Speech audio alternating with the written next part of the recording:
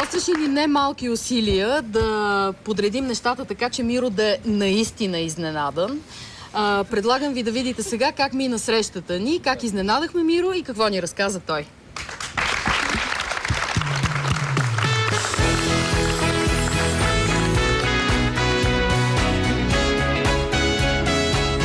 За да изненадаме Миро, прибегнахме до следната легенда.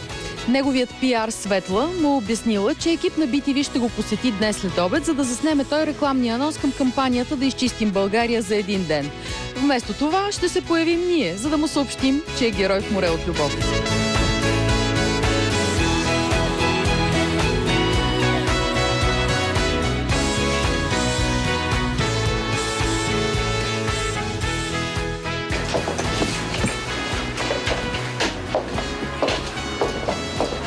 Добър ден. Аз търся Миро. Всеки момент ще дойде. Ще дойде. Той не е дошъл още, така ли? Добре, може ли да го изчакаме тук? Да, заповядайте.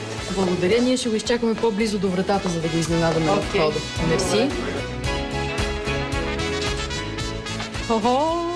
Не се връщай! Ела! Миро! Здравей. Здрасти, кръстенце. Какво правиш? Ти си герой в море от любов. Мали? Абсолютно. Това е сериозно. Аз ти нося едно много трогателно послание, което те моля да дойде с мен в Уста на море от любов, за да видиш сега. Ще ходим? Айде. Да тръгвам.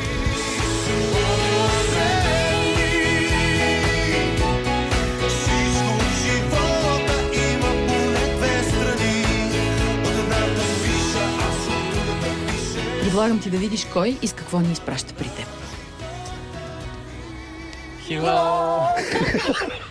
Миро, благодаря ти за всичко, което правиш за нас по време на шоуто, което направи и което продължаваш да правиш и след шоуто.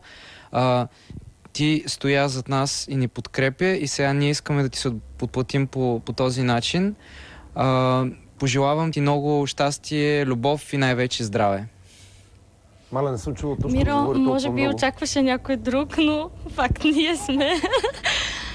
Благодарим ти за това, че ни даде шанс да пеем в твоя клуб, за това, че през цялото време ни подкрепеше, въпреки че формата, в който бяхме заедно, се налагаше да ни гониш. Ти благодарим за всичко това, защото винаги успяваш да ни подкрепиш, да ни окуражиш. Ти си страхотен, наистина. Благодарим ти.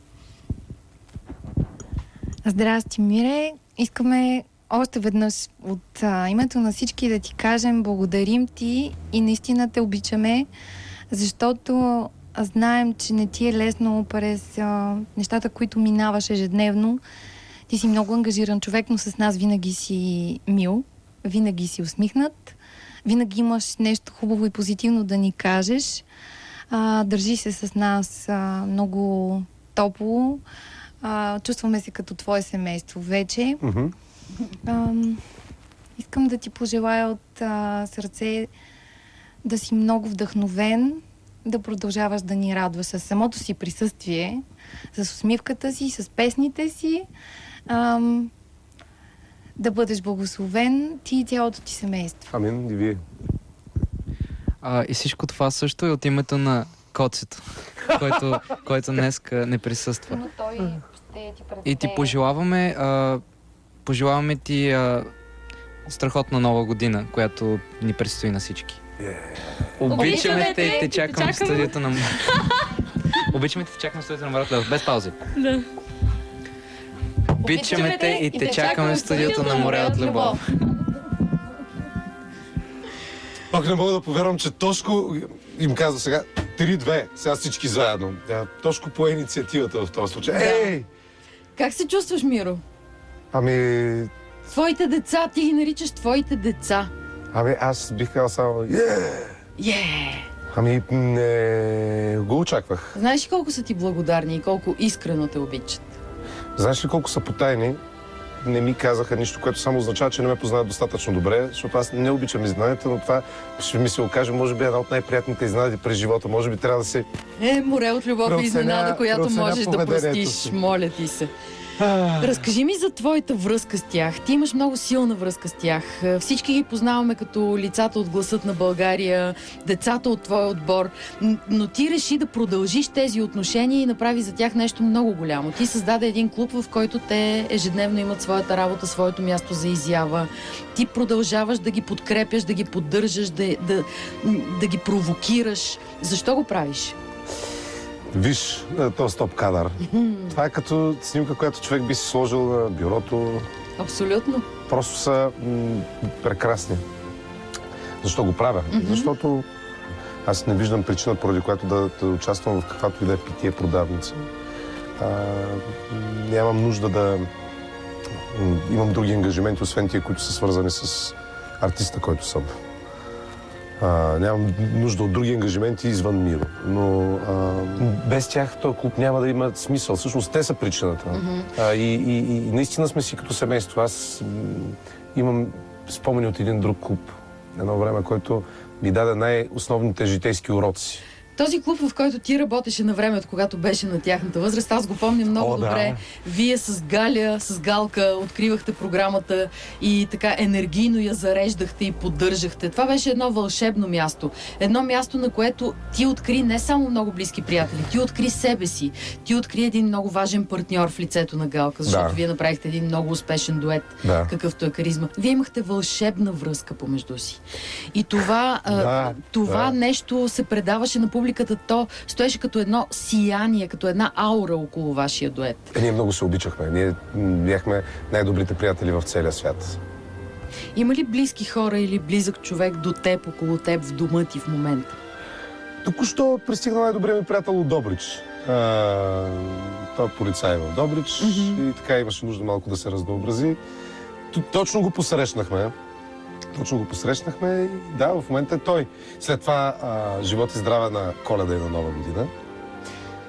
За първи година ще се съберем в моята къща, ще дойдат майка и татко, сестра ми с зет ми, Давидко. И така, може би и Сиси, точно днес си говорихме с нея, че тая година е добре дошла в къщи, защото не знам дали ще има възможност да се отиде до Плевен при техните.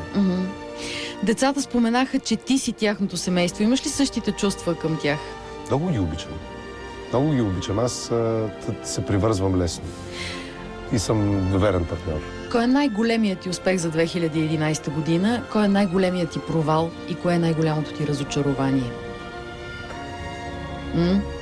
Мисля, че най-големият успех за тази година е, че сме живи и здрави, че любимите хора край мене са живи и здрави, че имаме възможността да посрещаме всеки ден с все по-малко притеснение. И това за мен е основното. Всичко останало минава и заминава, но най-голямото постижение може би е любовта, която успееш да откриеш в околните и те да открият в тебе. Защото имаше един филм, в който се казваше... Всъщност това е песен на Нат Кинг Кол. The greatest... ще го кажа на български. Най-великото нещо, което можеш да научиш, е как да обичаш и да бъдеш обичан. Как да обичаш и да бъдеш обичан в замяна. Ти така много деликатно избегна темата за провал и разочарование, но имаш ли и такива през 2011? Не знам, аз мисля, че това са само думи. Провал, разочарование, това са само думи. Погледнати генерално в космически мащаб, нещата не стоят по този начин. Ние хората много умеем да си създаваме проблеми сами и да вярваме, че имаме проблеми. Ето на днеска сме станали, живи сме, здрави сме, живеем на една планета, която се върти. На тази планета, освен мене, само в Европа живеете ли си колко милиарда. В света сме 9 милиарда ли сме, 11 ли сме станали. Тая планетка, отдалечаваме се, виждаме Луната, разбираме, че тя е част от нещо по-голямо.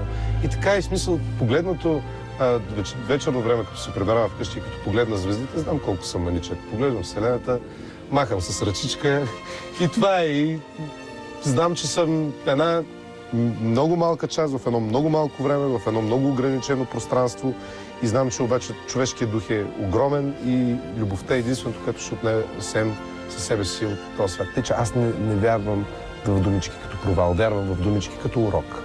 Защото какво значи провал? падаш и ставаш. И така отново, и отново, и отново, и отново. Животът е процес на учене. И ти си много добър ученик. А къде е мястото на творчеството? Много говориш за любовта. Аз много се уча и от тях. Всъщност не е ясно кой на кого помага, защото знам, че да, в момента се явявам вид работодател съм, но извън това аз се уча от тях. Аз се уча както от Мели, така и от Сиси, така и от Тошко. На така какво и се учиш от тях? Всеки различно. От Тошко мога да ти кажа какво се уча. Тошко все още гледа на света с уния невинни детски очи. Той вярва, че всеки му е приятел и че всеки иска да му подаде ръка.